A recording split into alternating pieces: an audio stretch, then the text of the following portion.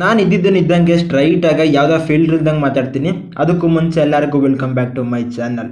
Wednesday volume 2 September 3ಕ್ಕೆ upload ಆಗಿದೆ. ಅಂದರೆ ಸೀಸನ್ 2 ಫುಲ್ಲು ನೆಟ್ಫ್ಲಿಕ್ಸಲ್ಲಿ ಈಗ ಸ್ಟ್ರೀಮ್ ಆಗ್ತಾ ಇದೆ.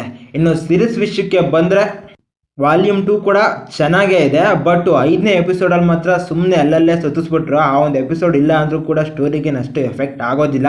ಮೇನ್ ಕೀ ಪಾಯಿಂಟ್ಸ್ನ ತೆಗೆದಾಕ್ಬಿಟ್ರೆ.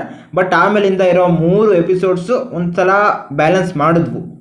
ಇದೇ ಸೀಸನ್ 2ನ ವಾಲ್ಯೂಮ್ 1ನಲ್ಲಿ ವೆಡ್ನೆಸ್ಡೇ ಮಾಡಿದಂಥ ಮಿಸ್ಟೇಕ್ಸಿಂದ ಬರೋ ಕ್ರಿಯೇಚರ್ಸ್ ಎಲ್ಲ ರಿಲೀಸ್ ಆಗಿಬಿಟ್ಟಿದ್ವು. ಅದಕ್ಕೆ ಸರಿಯಾಗಿ ಝೋಂಬಿ ಬೇರೆ ರಿಲೀಸ್ ಆಗಿದ್ದ. ಅವನ ಆ್ಯಕ್ಚುಲ್ ಆರ್ಜಿನ್ ಏನು, ವೆಡ್ನಸ್ಡೇ ಇದನ್ನು ಯಾವ ಥರ ಸಾಲ್ವ್ ಮಾಡಿದ್ಲು, ಅವಳಿಗೆ ಇದ್ರಲ್ಲಿ ಬರೋ ಪ್ರಾಬ್ಲಮ್ಸ್ ಏನು, ಅವಳನ್ನ ಯಾರು ಸೇವ್ ಮಾಡಿದ್ರು, ಮತ್ತು ಅವಳ ಆ್ಯಡಮ್ ಫ್ಯಾಮಿಲಿಗೂ ಮತ್ತು ಈ ಒಂದು ವಿಲನ್ಸ್ಗೆ ಏನು ಸಂಬಂಧ, ಆ್ಯಸ್ ಯೂಸಲ್ ಫಸ್ಟ್ ಸೀಸನಲ್ಲಿ ಏನಿತ್ತು ಅದೇ ಥಿಂಗ್ಸ್ನ ಎಲ್ಲೂ ಕೂಡ ತಗೊಂಡಿದ್ದಾರೆ. ಬಟ್ ಡಿಫ್ರೆಂಟ್ ವೇನಲ್ಲಿ ಪ್ರೆಸೆಂಟ್ ಮಾಡಿದ್ದಾರೆ. ಇನ್ನು ವೆಡ್ನಸ್ಡೇನ ನಾವು ಈ ಒಂದು 4 ಎಪಿಸೋಡ್ನಲ್ಲಿ ಡಿಫ್ರೆಂಟು ವರ್ಷನಲ್ಲೇ ನೋಡ್ತೀವಿ. ಮೀನ್ಸ್ ವೆನ್ಸ್ಡೇ ಡಿಫ್ರೆಂಟ್ ಬಟ್ಟೆ ಹಾಕ್ತಾಳೆ, ಡಿಫ್ರೆಂಟಾಗಿರೋ ಫುಡ್ ತಿಂತಾಳೆ, ಡಿಫ್ರೆಂಟಾಗಿ ಬಿಹೇವ್ ಮಾಡ್ತಾಳೆ. ಆಲ್ರೆಡಿ ಇವನ್ನೆಲ್ಲ ನೀವು ಸೋಷಿಯಲ್ ಮೀಡಿಯಾ ಪ್ಲಾಟ್ಫಾರ್ಮಲ್ಲಿ ನೋಡಿರ್ತೀರ. ಇದಕ್ಕೆಲ್ಲ ಆ್ಯಕ್ಚುಲ್ ಕಾರಣ ಏನು, ಅವಳು ಯಾಕೆ ಆ ಥರ ಚೇಂಜ್ ಆಗ್ತಾಳ, ಇವೆಲ್ಲ ಕ್ರೇಜಿ ಥಿಂಗ್ಸು ಚೆನ್ನಾಗೇ ಇರ್ತವೆ. ಆಡಿಯನ್ಸ್ನ ಕೂಡ ಅವು ಹಿಡ್ದಿಟ್ಕೊಳ್ತವೆ.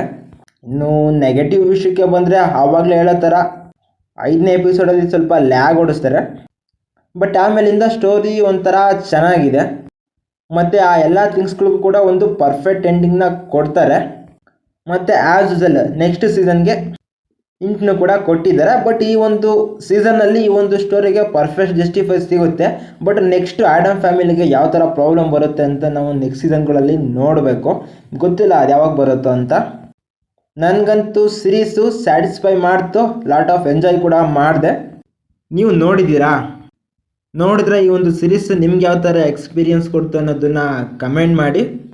ಬಟ್ ಬೇಜಾರಾಗೋ ವಿಷಯ ಏನಂದರೆ ಇಂಥ ಒಂದು ಸೀರೀಸ್ಗಳು ನಮ್ಮ ಕನ್ನಡದಲ್ಲಿ ಡಬ್ ಆಗ್ತಿಲ್ಲ. ಡಬ್ ಆದರೆ ಚೆನ್ನಾಗಿರುತ್ತೆ ನೋಡೋದಕ್ಕೆ.